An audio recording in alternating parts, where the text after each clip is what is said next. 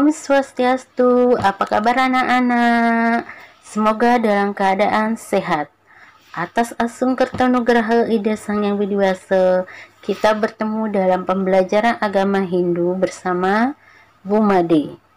Hari ini kita akan belajar tentang memahami ajaran Punarbawa sebagai upaya untuk meningkatkan kualitas hidup.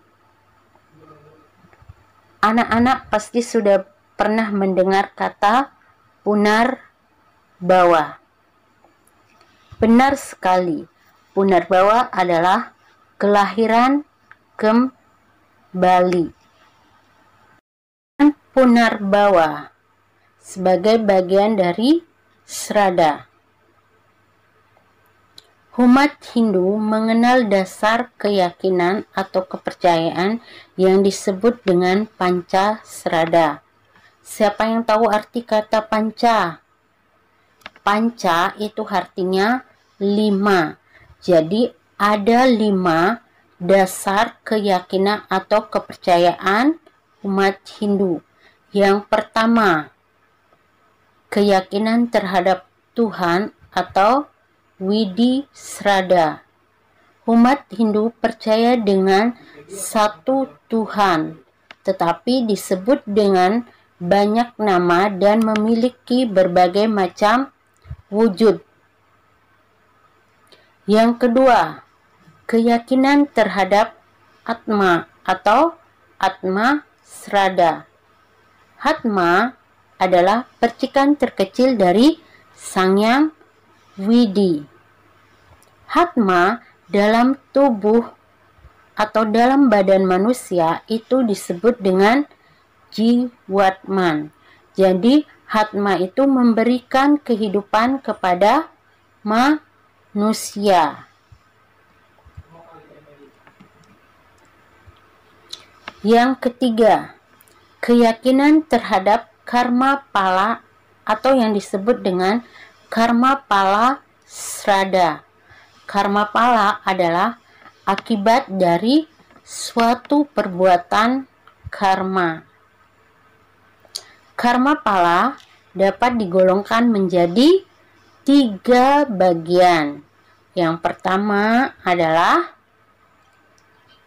Sancita karma pala, yaitu hasil perbuatan terdahulu yang belum habis kita nikmati dan masih merupakan benih yang menentukan kehidupan kita sekarang. Yang kedua, Prarabdha karma pala adalah hasil perbuatan pada kehidupan saat ini tanpa ada sisa. Yang ketiga, Kriyamana karma pala, hasil perbuatan yang tidak dinikmati pada saat berbuat, tetapi diterima pada kehidupan kita yang akan datang. Keyakinan terhadap Punarbawa atau disebut dengan Punarbawa Sraddha, artinya kelahiran kembali secara berulang-ulang. Kelima, keyakinan terhadap moksa atau moksa Sraddha. Moksa adalah tujuan tertinggi dari umat Hindu, seperti tersurat dalam kitab Bhagavad Gita. Moksartam jagat itaya ca iti dharma, yang artinya bebas dari keterikatan duniawi dan terlepasnya Atma dari pengaruh maya. Selama di dunia ini, kita mengalami proses kehidupan, yaitu kelahiran dan kematian. Proses yang terjadi dari bayi, anak-anak, remaja, dewasa, tua, hingga meninggal, itu merupakan hukum alam atau disebut hukum reta yang ditentukan oleh Tuhan. Baiklah anak-anak, Bu Made akan bahas tentang pengertian Punarbawa. Punarbawa itu adalah merupakan serada yang keempat, ya, berasal dari kata punar dan bawa, yaitu kelahiran kembali. Tadi Bu Made sudah jelaskan tentang selama kita hidup di dunia ini, kita akan mengalami proses kelahiran dan kematian dari bayi, anak-anak, remaja, dewasa, tua, hingga kita meninggal. Itu merupakan hukum reta, ya, atau hukum alam yang ditentukan oleh Tuhan. Sekarang Bu Made bahas tentang surga Cuta dan neraka Cuta, ya, karena punarbawa ditentukan dari karma yang kita lakukan. Karma dapat membedakan kelahiran dari surga Cuta dan neraka Cuta. Ciri-ciri dari kelahiran surga Cuta: memiliki sikap tak gentar, memiliki hati yang suci, memiliki sikap yang bijaksana, murah hati, tenang, lemah lembut, berbudi luhur, tidak iri hati, tidak sombong, dan penyabar, dan rajin mempelajari sastra atau kitab-kitab suci. Karena orang yang terlahir dari surga selama hidupnya selalu menjalankan dharma. Sedangkan neraka Cuta digambarkan sebagai tempat yang penuh dengan kesengsaraan dan penderitaan. Seseorang terlahir dari neraka karena selama hidupnya selalu melakukan perilaku yang buruk atau adharma. Ya.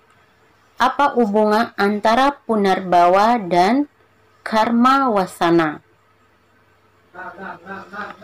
Orang yang melaksanakan dharma akan terlahir kembali menjadi orang baik dan dihormati.